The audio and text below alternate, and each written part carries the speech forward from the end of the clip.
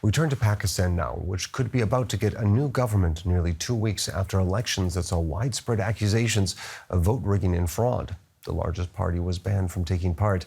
However, its candidates ran as independents instead. They come in first, but fell short of a majority that left the door open for Pakistan's other parties.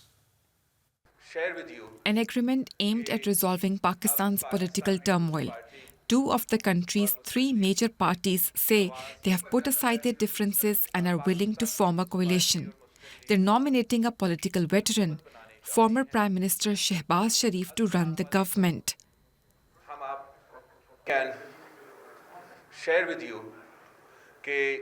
I can share with you that the Pakistan People's Party and the Muslim League-Nawaz have the necessary numbers now. And God willing, we will be able to work on forming a government. The alliance comes after an election that failed to produce a clear winner. Candidates backed by the PTI party of jailed former Prime Minister Imran Khan won the most votes. But they ruled out coalition talks with the other major parties. The PTI is blaming voter fraud for their poor showing and claims the vote count for several seats was manipulated. The PTI is calling what was done to our party the mother of all rigging. We reject this result in the strongest terms.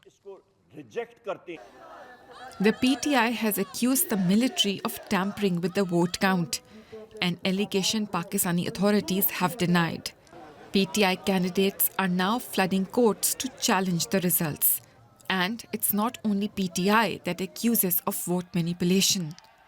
In the southern Sindh province, thousands are protesting against what they believe was a rigged election. In Balochistan, in the southwest, this sit-in is also against alleged poll rigging. Unfortunately, what happened on February 8th was not an election, but a selection. It was a massively rigged election. What we're demanding is that we be given the correct election results. For many, these accusations damage the legitimacy of Sharif's coalition before it even takes office. That's likely to make the task of bringing political stability an uphill battle. So let's get more on the story from our reporter Binish Javed, who covered the elections for us from Pakistan. So Binish, what exactly does the agreement to form a coalition government mean for Pakistan's political stability?